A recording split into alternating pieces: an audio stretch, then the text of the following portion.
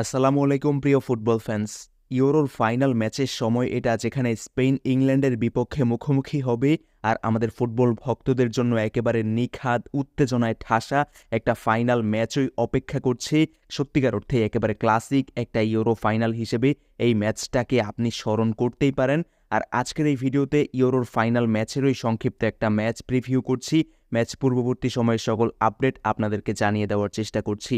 তো শুরুতেই যদি ম্যাচ টাইমিংটা জানিয়ে দিই, স্পেন ইংল্যান্ডের বিপক্ষে মুখোমুখি হতে যাচ্ছে বাংলাদেশ সময় অনুযায়ী আগামী 15ই জুলাই রাত 1টায়, বাংলাদেশ থেকে 14ই জুলাই রাত 1টায়। এভাবে হিসাব করলে ম্যাচটা দেখা আপনার জন্য সুইটেবল হবে। আরও একবার ম্যাচ টাইমিংটা বলছি, বাংলাদেশ থেকে 14ই জুলাই আগামী রবিবার রাত 12টার ঠিক 1 ঘন্টা পর, তারিখের হিসাবে 15ই জুলাই, বারের হিসাবে সোমবার হয়তোবা ম্যাচটা পড়ে যাবে। তবে যেভাবে আমি বলেছি সেভাবে দেখলেই ম্যাচটা আপনার জন্য দেখা সুইটেবল হবে। এরপর যদি লাইভ টেলিকাস্ট ইস্যুতে চলে যাই, এখানে অবশ্যই সুখবরই আছে। নিশ্চয়ই জানেন টি স্পোর্টস বাংলাদেশের একমাত্র অফিসিয়াল স্পোর্টস টিভি চ্যানেলে কিন্তু এবার ইউরো সরাসরি দেখানো হচ্ছে। টি স্পোর্টসের অ্যাপস ওয়েবসাইটেও আপনি এই ম্যাচটা দেখতে পারবেন। টফি অ্যাপসেও খেলা দেখা যাচ্ছে, আর এর বাইরেও নানান আনঅফিসিয়াল অ্যাপস ওয়েবসাইট সবসময় আমরা যেভাবে খেলা দেখি সেভাবেও ম্যাচটা দেখা সম্ভব। ভাই, দুইটা দলের আলাদা আলাদাভাবে কি ট্যাকটিক্যাল অ্যানালাইসিস এই ম্যাচে করতে হবে? আমি সেই বিষয়টা আসলে করতেও চাচ্ছি না, শুধুমাত্র ফাইনালের গুরুত্বটা বোঝাতে চাচ্ছি। ইংল্যান্ড যারা কিনা নিজেদের দেশে ফুটবলের উৎপত্তি হিসেবে প্রচার করে, সেই ইংলিশটা কিন্তু এখন পর্যন্ত ইউরো ট্রফিটা ছুঁয়ে দেখার সুযোগটাই পায়নি। সর্বশেষ 2021 ইউরোতেও তারা ইতালির কাছে হেরে রানার্স আপ হয়েছিল। আর এই তথ্যটার মাধ্যমে আপনি বুঝতে পারছেন ইংল্যান্ড আসলে ইউরো ট্রফিটার জন্য কতটা মরিয়া হয়ে রয়েছে। অন্যদিকে স্পেন 3বারের চ্যাম্পিয়ন, সর্বোচ্চ 3বারের চ্যাম্পিয়ন। সর্বশেষ 2012 সালে তারা ইউরো ট্রফিটা ক্লেম করলেও 2024-এ এসে 12 বছর পর স্পেনও কিন্তু ফাইনালে উঠেছে ইউরোর। তাই নিশ্চয়ই ইংলিশদেরকে তারা ছেড়ে কথা বলবে না।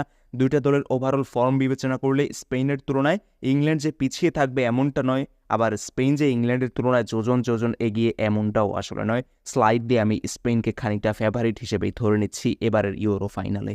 এরপর দুইটা দলের স্কোয়াড আপডেটে যদি চলে আসি, এখানে আপনি দেখলেই আসলে বুঝতে পারবেন কত বড় বড় তারকারা এই দুইটা দলে রয়েছেন।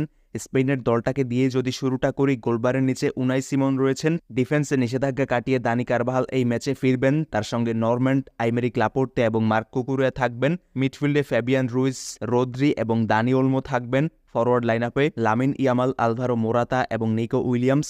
অর্থাৎ বুঝতেই পারছেন কতটা সলিড একটা একাদশ নিয়ে স্পেন ফাইনাল ম্যাচটায় খেলতে নামছে। ইংল্যান্ডও আসলে খুব একটা পিছিয়ে নেই। ইংল্যান্ডের শুরুর একাদশটা যদি দেখি, সেখানে গোলবারের নিচে জর্ডান পিকফোর্ড রয়েছেন, ডিফেন্সে কাইল ওয়াকার, জন স্টোনস। এরপর গুইহি থাকতে পারেন, বুকায়ো সাকাকেও হয়তোবা রাইট ব্যাক পজিশনে খেলানো হবে। মিডফিল্ডে মিখাইল মোরেনো, ডেকলান রাইস এবং লুক শ থাকতে পারেন। ফরওয়ার্ড লাইনআপে জুড বেলিংহাম, ফিল ফোডেন এবং হ্যারি কেইন। এটাই হতে পারে ইংল্যান্ডের শুরুর একাদশ। অর্থাৎ তারকা নামের বিচারে দেখতে গেলে ইংলিশটা খানিকটা এগিয়ে থাকবে, কিন্তু এবারের ইউরোর পারফরমেন্স বিবেচনায় অবশ্যই স্পেনকে আমি এগিয়ে রাখবো। যাওয়ার আগে যদি এই দুইটা দলের হেড টু হেড ম্যাচ কম্প্যারিজম করে যাই, এখন পর্যন্ত 27 ম্যাচে স্পেন ইংল্যান্ডের বিপক্ষে মুখোমুখি হয়েছে, আর এই 27 দেখায় 14টা ম্যাচে জয় পেয়েছে ইংল্যান্ড, 10টা ম্যাচে স্পেনের জয় রয়েছে আর 3টা ম্যাচ ড্র হয়েছে। আর এখান থেকে আপনি বুঝতে পারছেন দুইটা দল আসলেই নিজেদের হেড টু হেড হিস্টোরিতেও একে অপরকে কখনোই ছেড়ে কথা বলেনি। এরকম আরও একটা এক্সাইটিং, সম্ভবত উত্তেজনাপূর্ণ একটা ফাইনাল ম্যাচ এবারের ইউরোর ফাইনালটা হতেই পারে, এমন সম্ভাবনা আসলেই উড়িয়ে দেওয়া যায় না। ইউরোর এক্সাইটিং এই ফাইনাল ম্যাচটা মিস করবেন না, এমনটাই আশা করছি। ম্যাচ পরবর্তী সময়ে দ্রুততর সময়ের মধ্যেই আমি কিন্তু লাইভে এসে আলোচনা করার চেষ্টা করব এবং একই সাথে দ্রুততর সময় ম্যাচ অ্যানালাইসিস ভিডিওও দেওয়ার চেষ্টা করব। তো অবশ্যই আমাদের ফুটবল উইথ নাসিম চ্যানেলটার সঙ্গে যুক্ত থাকবেন, চ্যানেলটা সাবস্ক্রাইব করে রাখবেন।